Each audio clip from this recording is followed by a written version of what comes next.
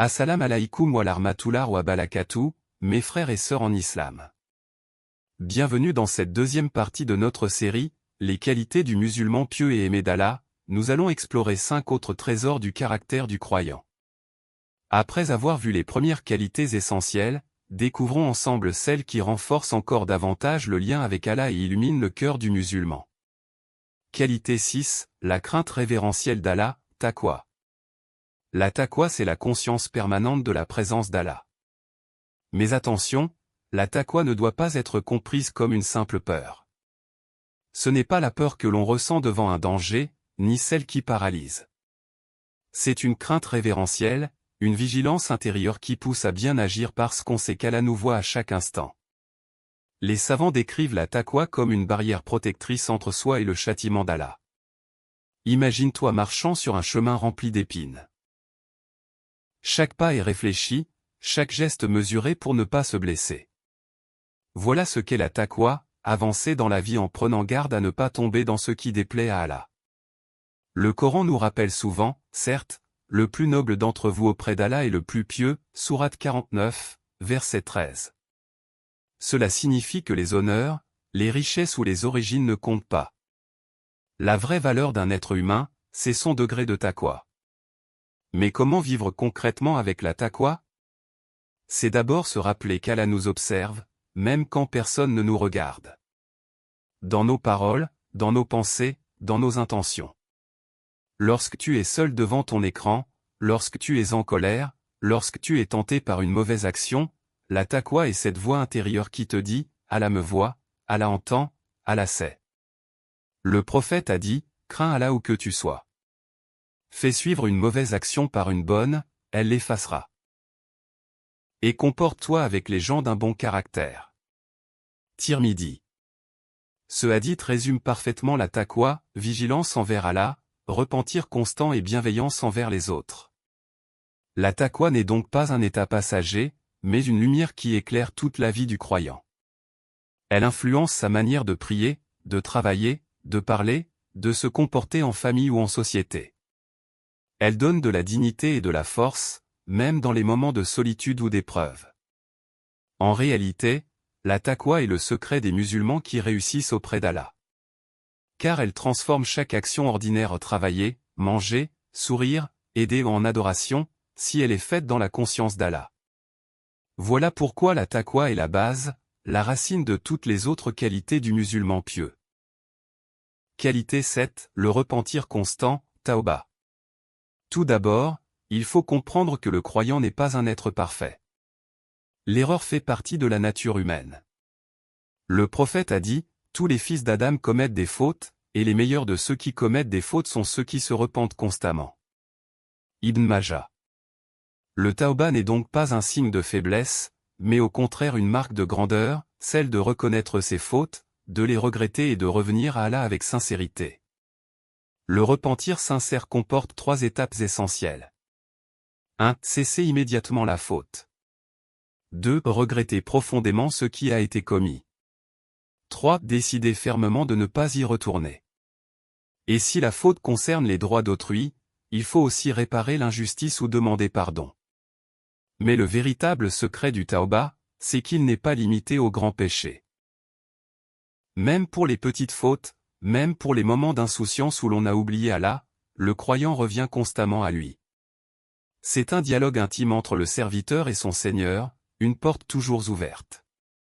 Allah dit dans le Coran. Ô vous qui avez cru! Revenez à Allah d'un repentir sincère. Sourate 66, verset, émoticône n'en croyant pas ses yeux. Et encore, ne désespérez pas de la miséricorde d'Allah, car Allah pardonne tous les péchés. Sourate 39, verset 53. Ces versets nous rappellent que peu importe la gravité des fautes, tant que le cœur est sincère, la miséricorde d'Allah est infinie. Le tauba, ce n'est pas seulement après avoir commis une erreur grave. C'est aussi un état de cœur permanent, reconnaître que, même dans nos prières, dans nos œuvres, il peut y avoir des manquements, de l'orgueil ou de la distraction. C'est pourquoi les pieux multiplient l'istighfar, astaghfirullah, plusieurs dizaines de fois par jour. Le prophète lui-même, pourtant le plus pur des hommes, demandez pardon à Allah plus de 70 fois par jour. Le repentir constant rend le cœur humble, purifie l'âme et renouvelle la relation avec Allah. Il transforme la faute en tremplin spirituel, car chaque retour à Allah rapproche davantage de lui. Voilà pourquoi le musulman pieux vit avec un cœur qui revient sans cesse, un cœur brisé mais plein d'espérance, sachant que la porte du pardon d'Allah ne se ferme jamais tant que l'âme est encore dans ce monde. Qualité 8, la maîtrise de la langue. La langue est un petit organe, mais son pouvoir est immense. Elle peut construire ou détruire, apaiser ou blesser, rapprocher les cœurs ou semer la haine. Le prophète a dit: l'homme ne prononce pas une parole dont il ne mesure pas la gravité, et par laquelle il tombe en enfer plus loin que la distance entre l'Orient et l'Occident. Bukhari et Muslim. La maîtrise de la langue commence par éviter les grands fléaux. La médisance, ghiba, la calomnie, namima, les insultes, le mensonge, les paroles dures. Car chaque mot prononcé est écrit par les anges, et Allah demandera des comptes au jour du jugement. Mais la maîtrise de la langue ne signifie pas seulement se taire. C'est aussi choisir des paroles qui rapprochent d'Allah et qui adoucissent les cœurs. Un mot d'encouragement peut sauver une âme découragée. Un mot doux peut apaiser une colère. Un mot de rappel peut éveiller une conscience endormie. Allah nous dit dans le Coran, et dit à mes serviteurs de prononcer de meilleures paroles. Sourate 17, verset 53. Cela signifie que le croyant doit toujours chercher à employer sa langue pour répandre le bien, même lorsqu'il est en colère, même lorsqu'il est provoqué. Le prophète a garanti le paradis à celui qui protège deux choses, sa langue et son intimité. Et il a dit, que celui qui croit en Allah et au jour dernier dise du bien ou qu'il se taise. Bukhari et Muslim. Maîtriser sa langue, c'est aussi éviter les débats inutiles, les moqueries, les paroles vaines qui n'apportent rien à la foi. C'est apprendre à utiliser la parole comme un moyen de dawa, de bienveillance, de gratitude. Même un simple « Assalam alaikum » prononcé sincèrement répand la paix dans les cœurs. Enfin, la langue n'est pas seulement pour les autres, mais aussi pour soi-même. Le croyant l'emploie dans le dhikr, la récitation du Coran, les invocations, les formules de rappel comme « Subhanallah »,« Alhamdoulilah »,« Allahu Akbar ». Ce sont des paroles légères sur la langue mais lourdes dans la balance des bonnes actions. Ainsi, la maîtrise de la langue est un signe de maturité spirituelle.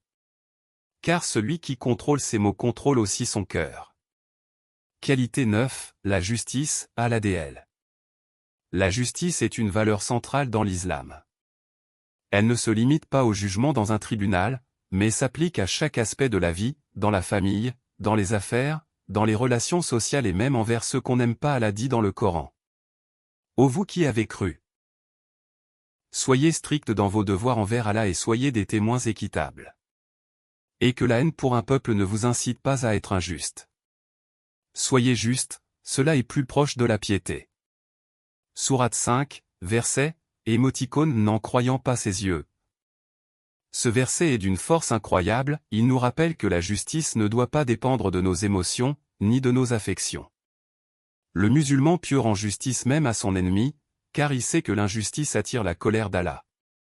Le prophète a mis en garde contre l'injustice en disant, « Craignez l'injustice, car l'injustice sera ténèbre au jour de la résurrection. » Muslim.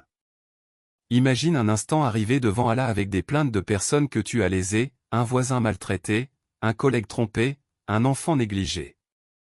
Chacune de ces injustices deviendra une obscurité dans l'au-delà. Mais la justice n'est pas qu'une obligation sociale, c'est aussi une justice envers soi-même. Être juste avec son temps, ne pas se négliger, respecter ses engagements, équilibrer entre les droits du corps, de la famille et des obligations spirituelles. Le croyant ne vit pas dans l'excès ni dans la négligence, il marche sur la voie du juste milieu. Dans la société, la justice du musulman se manifeste par l'honnêteté, ne pas tricher dans les transactions, ne pas voler, ne pas manipuler. Elle se traduit aussi par le respect des droits, donner à chacun ce qui lui revient, qu'il s'agisse d'un salaire, d'un héritage, d'une promesse tenue. La justice, c'est aussi dans les petites choses du quotidien, écouter chaque enfant avec la même attention, partager équitablement entre ses proches, même sourire à tous sans favoritisme. Ainsi, la justice est une lumière qui organise la vie du croyant. Sans elle, tout s'écroule. Avec elle, même une communauté fragile devient solide.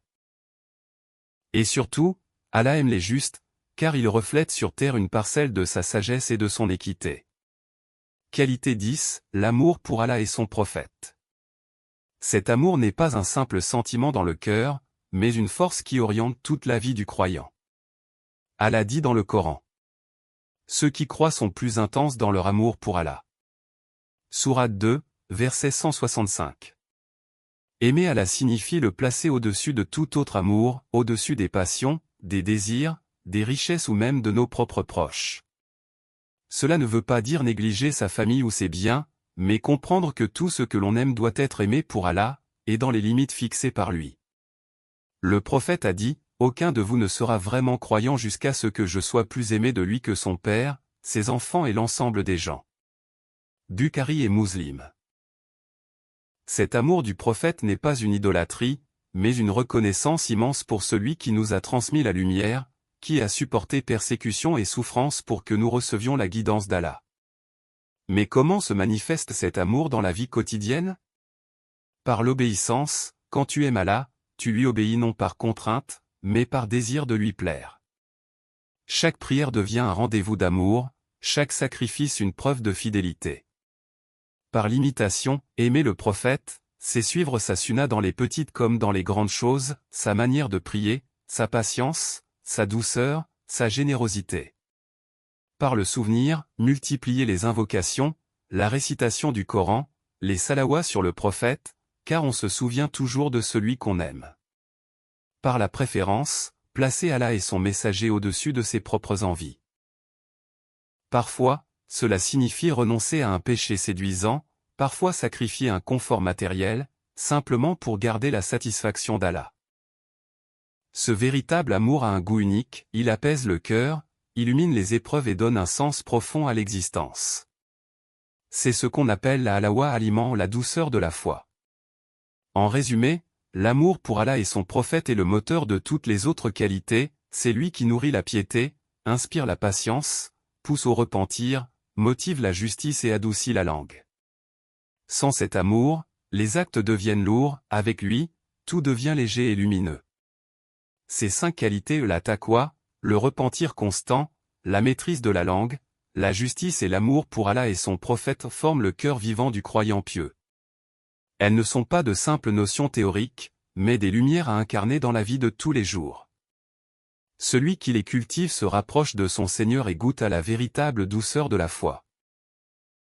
Voilà, nous venons de découvrir ensemble ces qualités du musulman pieux et aimé d'Allah, ces trésors spirituels qui, s'ils sont vécus sincèrement, rapprochent le serviteur de son Créateur. Que Allah purifie nos cœurs et nous aide à incarner ces qualités dans notre quotidien. Abonnez-vous si ce n'est encore fait. À très bientôt.